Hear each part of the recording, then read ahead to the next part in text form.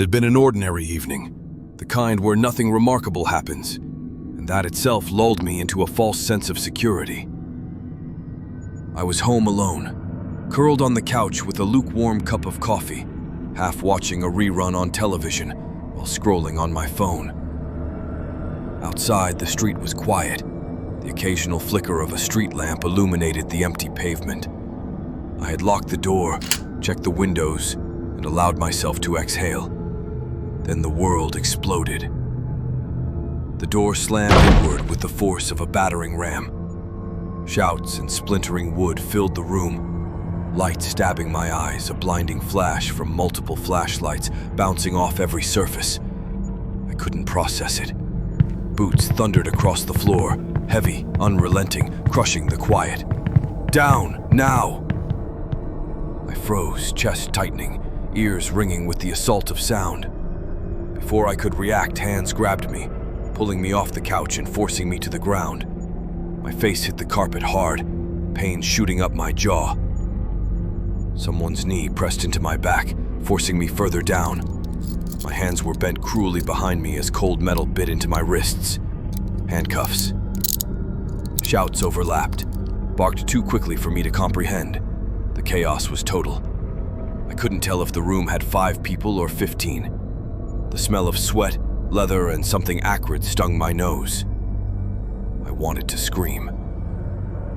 My voice opened, but a hand clamped over my mouth. Another slammed me forward.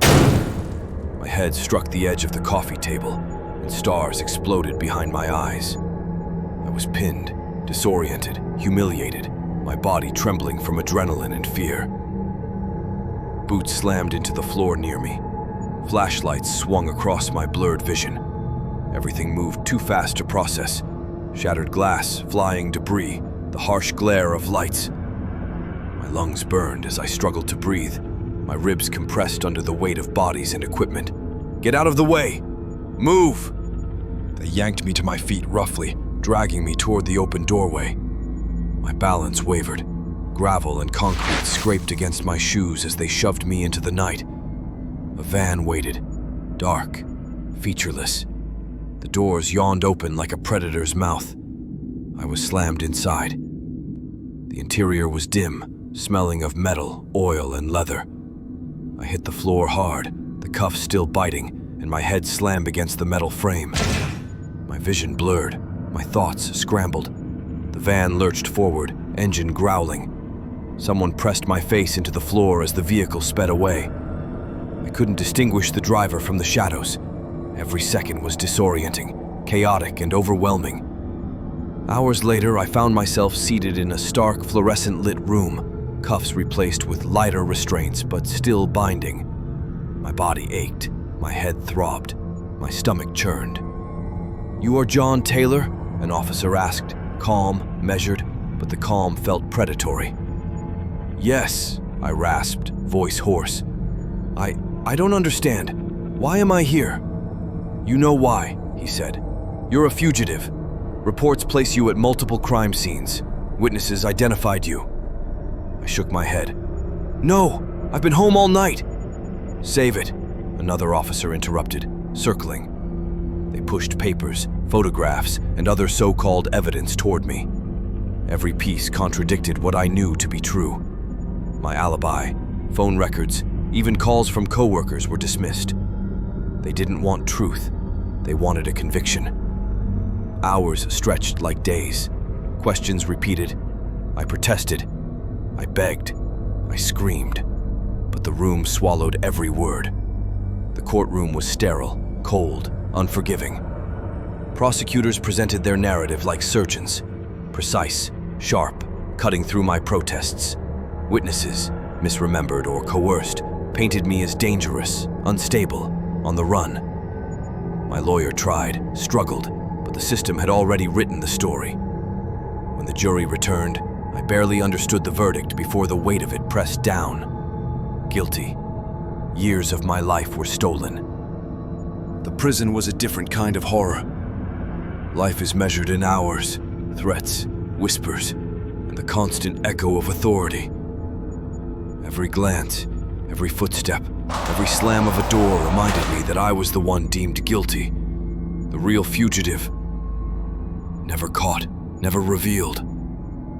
My identity, my freedom, my reputation, all stripped away. Time blurred, appeals dragged, insignificant against the immovable machinery of justice. I survived, but I was hollowed, changed, haunted. Years later, I walked free. Legally, yes, but freedom tasted bitter. The street outside my apartment looked the same, but the quiet was a lie. I double-checked locks obsessively, startled by every noise. Every siren, every shadow reminded me of the night my life was stolen. The real fugitive was never found. My innocence remained unproven in the eyes of the law, a silent horror that would never leave me. I survived, yes, but only in body. My soul carried the memory, the fear, the chaos of that raid, a permanent scar on the life I once knew.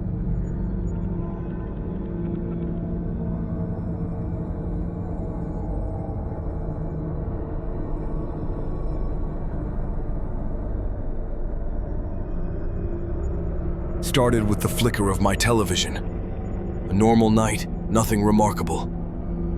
I had finished dinner, stacked the dishes in the sink, and settled into the couch with a blanket draped lazily across my lap. The hum of the TV filled the room, background noise more than anything. The local news anchor's voice rolled on, smooth and practiced, giving updates about traffic jams and a minor fire at a restaurant downtown. I half listened, scrolling my phone, lost in trivial distractions.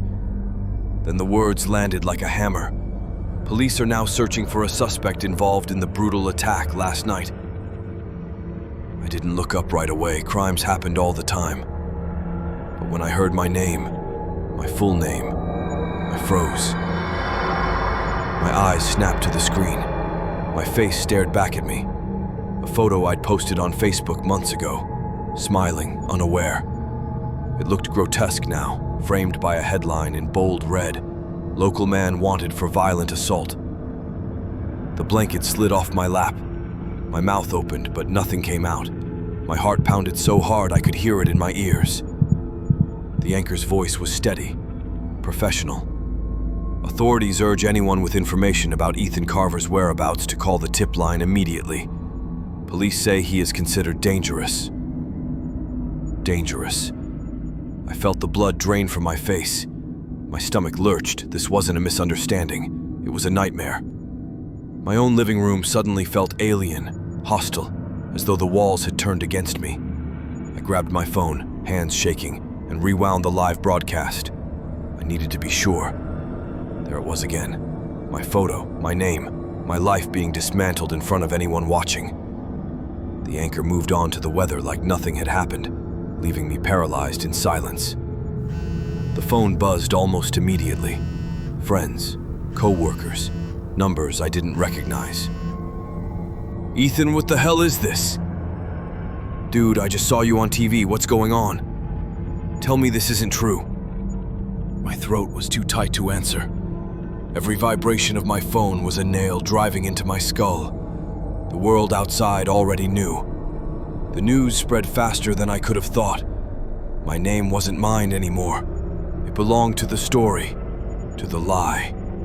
I finally answered one call. It was Mark, a coworker. His voice was low, uncertain. Ethan, what did you do? Nothing, I barked, too loud, too desperate. I didn't do anything. But even to my own ears, the words sounded hollow. Guilt was already painted over me, no matter what I said. Minutes later, a sharp pounding rattled the door. I froze. It wasn't the police. Not yet. A neighbor. I peeked through the peephole and saw Mrs. Halpern, clutching her phone like it was a weapon. Her face was pale, eyes darting. She looked terrified. Of me. I didn't open the door. I couldn't. Her knock grew weaker, uncertain, before she hurried back down the hall. Seconds later, I saw the glow of blue and red lights bounce across my window blinds. They were here. I didn't think. I grabbed my backpack, stuffed in my wallet a bottle of water, and bolted through the back door before the knock at the front became a battering ram. My sneakers slapped against the pavement as I cut across yards, ducked under fences, and ran until my lungs burned. I didn't know where I was going, just away. The night air was cold, but sweat soaked my shirt. Every shadow became a threat. Every sound of distant sirens felt aimed at me. When I finally collapsed behind a dumpster in an alley, gasping for breath, I pulled out my phone. Nothing, notifications flooded the screen. My face had already gone viral. News outlets, social media, strangers commenting with venom. Lock this monster up. Hope they catch him before he hurts anyone else. That smile. He looks like a psycho. They weren't talking about a stranger. They were talking about me. The city turned hostile overnight. Billboards showed my photo. News alerts blared with my name. Coffee shops played the story on mounted TVs. Every corner I turned, I risked someone recognizing me. I tried hiding in bus stations, libraries, even a laundromat. Always hunched, head low, terrified of making eye contact. But paranoia clawed at me. Was that man staring? Did that woman whisper my name? The worst part was the silence from the police. I couldn't clear my name because I didn't know what I was accused of. The crime was described in vague, sensational terms. A violent assault late at night downtown. That was it. No specifics. Just enough to paint me as the villain. I knew where I had been. At home. Alone. No witnesses, no alibi anyone would believe over a broadcasted accusation. I didn't know the victim. I didn't know why they chose me. Friends stopped answering. My boss emailed me once. We'll have to let you go until this is resolved. Resolved. Like my life was a clerical error. Even my mother called me, voice trembling. Ethan, please. If you did something, you need to come forward. Hearing doubt in her voice shattered something inside me. The world had already decided. I was guilty because they said I was. Days bled together.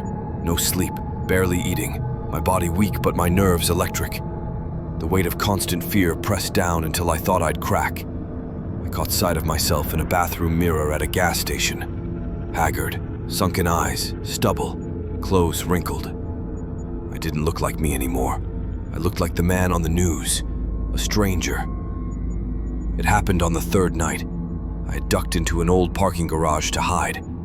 My heart still raced from dodging a patrol car. I crouched behind a column, clutching my backpack like it was a lifeline. Voices echoed. Two men. Drunk, maybe. Their words slurred. Hey, isn't that him? I didn't wait to confirm. I bolted, shoes smacking the concrete, their shouts bouncing after me.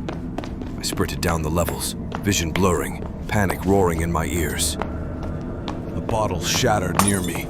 One of them had thrown it. I pushed harder, lungs screaming, until I burst into the street.